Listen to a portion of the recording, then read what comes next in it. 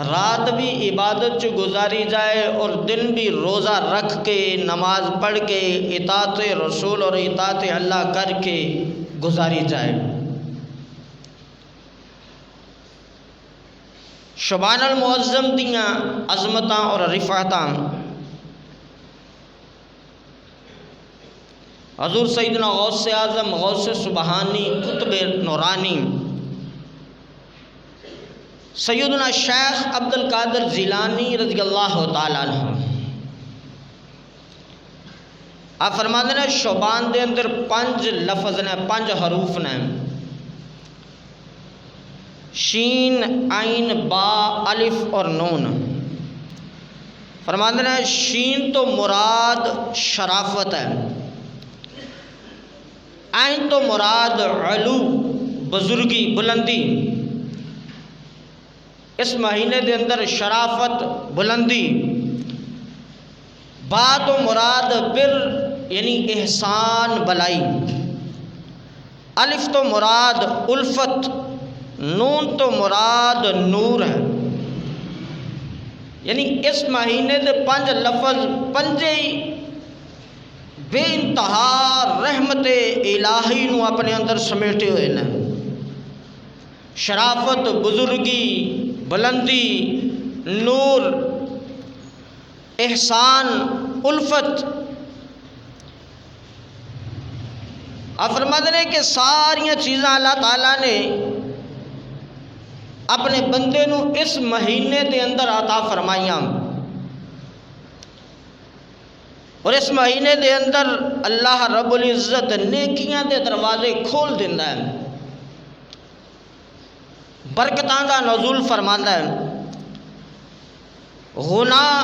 خطاواں مٹا دینا ہے، گناہاں دا کفارہ ادا کیتا جاتا ہے اس مہینے دے اندر۔ اور اس مہینے دے اندر نبی پاک صاحب الاولاق صلی اللہ علیہ وسلم دی مبارک ذات تے کثرت دے نال درود و سلام پڑھیا جاتا ہے۔ مہینہ بڑا اہم ہے، اور اج دی رات ویسے ہی بڑی اہم کہ اسی خوشگبیاں دے اندر سو کے غنامہ دے اندر یا آتش بازی دے اندر یا یاراں دوستاں دی فضول محفل دے اندر بیٹھ کے اس رات نو گزار دئیے، نہ جانے اس ٹائم ساڈے نامہ اعمال دے اندر کی لکھیا جائے کہ جس حال دے اندر رات گزاریے وہی لکھیا جائے۔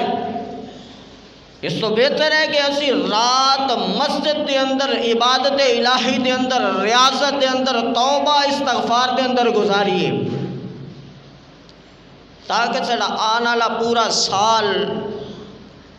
اللہ دے حضور دعا کریے کہ یا رب العالمین سانو مصیبتاں تو پریشانیوں تو محفوظ رکھیں، کسے دی محتاجی تو محفوظ رکھیں، اپنے خزانے چو وسیع تر رزق عطا فرما۔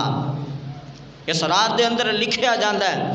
اور جو اسی منگاں گے رب کائنات و عطا فرمائے گا۔ حضرت سیدنا انس بن مالک رضی اللہ تعالیٰ عنہ فرماتے ہیں کہ ماہ شعبان کا چاند نظر آتے ہی صحابہ کرام تلاوت قرآن مجید فرقان حمید میں مشغول ہو جاتے ہیں۔ شعبان کا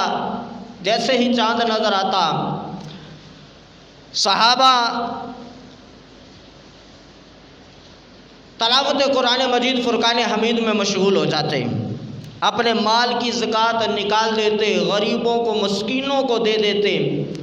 کہ لوگ ماہ رمضان کے لیے تیاری کر لیں، غرباء کا خیال کرتے، اپنے مال میں سے غرباء کو غریبوں کو عطا کر دیتے، جو صحابہ مالدار تھے صاحب ثروت تھے عطا کر دیتے کہ غریب غربا رمضان کا استقبال اچھے طریقے سے کر سکیں، رمضان کے روزے احسن طریقے سے رکھ سکیں، رمضان کے روزے سحری اور افطاری میں کوئی پریشانی کسی کو نہ ہو، اور یہ اعمال کر کے عبادت الہی میں مشغول ہو جاتے۔ پورا شعبان کے رمضان آ رہا ہے، رمضان کے استقبال میں، اور حاکم وقت قیدیوں کو بلاتے، جن پر حد مقرر کرنا ہوتی حد مقرر کر دیتے، اور جس پر رحم آتا اسے چھوڑ دیتے۔ رمضان کی آمد کی خوشی میں حکام بالا قیدیوں کو رہا کر دیتے، رمضان کی خوشی میں کہ رمضان آ رہا ہے۔ اللہ رب العزت نے ماہ شعبان، ماہ رمضان، ماہ رجب کے اندر بڑی برکتیں رکھی ہیں۔ جن سے قرضہ لینا ہوتا قرضہ لے لیتے، جن کو دینا ہوتا ان کا مال ان کو دے دیتے، کہ رمضان آسان طریقے سے گزرے۔ یوں ہی رمضان المبارک کا چاند نظر آتا، صحابہ کرام غسل مبارک کر کے پورے ایک ماہ کا اعتکاف کرتے، مسجد میں بیٹھ جاتے۔ سبحان اللہ العظیم، پہلے کے مسلمانوں کا عبادت کا ذوق شوق کیسا تھا، مگر افسوس کہ آج ہمارے مسلمانوں کو زیادہ تر حصول رزق ہی کا شوق ہے۔ پہلے کے مسلمان جب رمضان آتا تو رمضان سے پہلے اپنے غربا مسلمانوں کے لیے آسانیاں پیدا کرتے۔ اگر چیز مہنگی ہوتی تو اس کے دام کم کر دیتے، آدھے کر دیتے۔ اگر بالفرض کھجور 100 روپے کلو ہے تو عام دنوں میں تو رمضان کے آنے سے پہلے 50 روپے کر دیتے کہ کوئی غریب کھانے کو نہ ترسے۔ ہر چیز کے اندر پہلے کے مسلمان صحابہ، تابعی، تابعی بزرگان دین جو تجارت کیا کرتے تھے، اپنے مال کا دام ادا کر دیتے کہ مسلمان پریشان نہ ہو کہ رمضان آ رہا ہے، رمضان کس طرح گزاریں گے۔ امیر اہل سنت، امیر دعوت اسلامی حضرت علامہ مولانا ابو بلال محمد الیاس عطار قادری رضوی ضیائی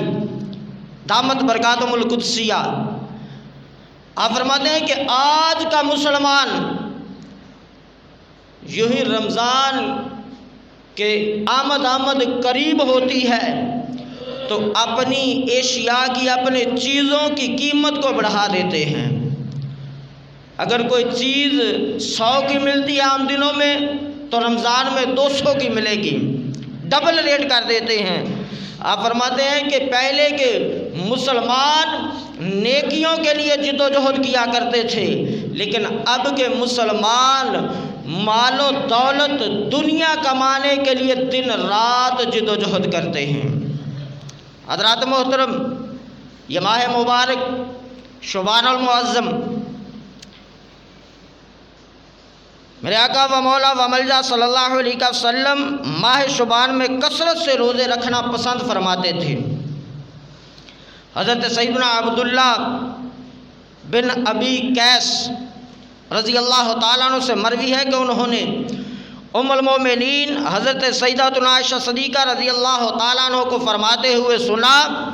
کہ میرے سر کے تاج صاحب معراج صلی اللہ علیہ وسلم کا پسندیدہ مہینہ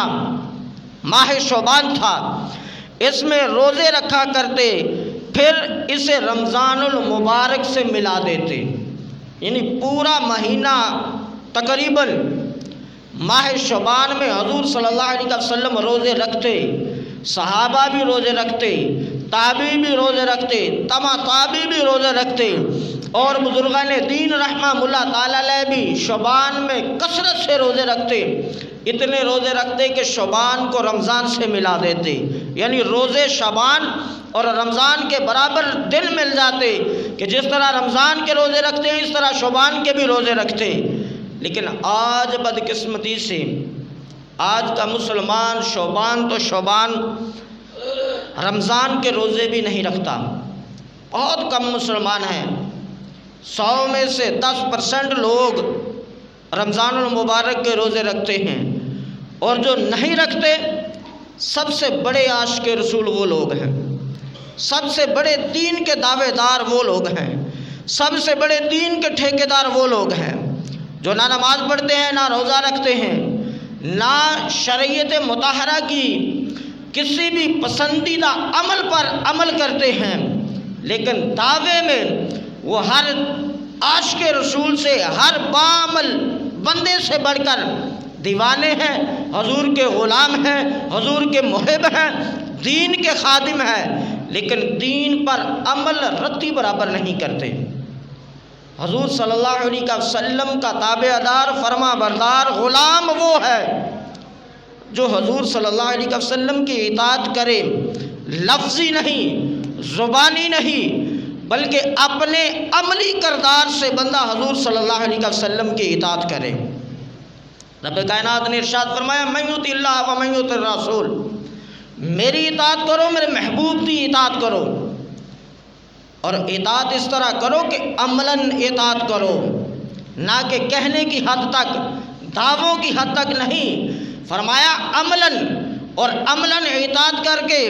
صحابہ کرام نے ہمیں بتا دیا کہ عملاً اطاعت کس طرح کی جاتی ہے، عملاً غلامی کس طرح اختیار کی جاتی ہے۔ یہ صحابہ کرام نے ہمیں بتا دیا کہ اگر حضور صلی اللہ علیہ وسلم اپنا لعاب دہن زمین کی طرف چھوڑتے ہیں تو صحابہ اسے زمین پر جانے نہیں دیتے، اپنے ہاتھوں میں لے کر چہروں پر مل لیتے ہیں، ہاتھوں میں لے کر کپڑوں پر مل لیتے ہیں۔ اگر حضور صلی اللہ علیہ وسلم وضو فرماتے ہیں تو صحابہ وضو کا پانی قطرہ بھی زمین پر گرنے نہیں دیتے، سارے کا سارا پانی اپنے ہاتھوں میں اٹھاتے ہیں اور ایک دوسرے کو عرض کرتے ہیں کہ آپ نے لے لیا، مجھے بھی لینے دیجئے۔ اگر کسی کو نہیں ملتا تو دوسرے صحابی کے ہاتھ پر ہاتھ مل کر اپنے منہ پر، اپنے جسم پر مل لیتے ہیں۔ صحابہ نے بتا دیا کہ اطاعت رسول اس چیز کا نام ہے، دعووں کا نام نہیں، صرف اعلانوں کا یا نعروں کا نام اطاعت رسول نہیں ہے۔ اطاعت رسول نام ہے حضور کی ایک ایک ادا پر مر مٹنے کا۔ آج ہمیں داڑھی رکھنے میں بڑی قباحت محسوس ہوتی ہے، بڑی دشواری محسوس ہوتی ہے کہ بیوی پسند نہیں کرتی،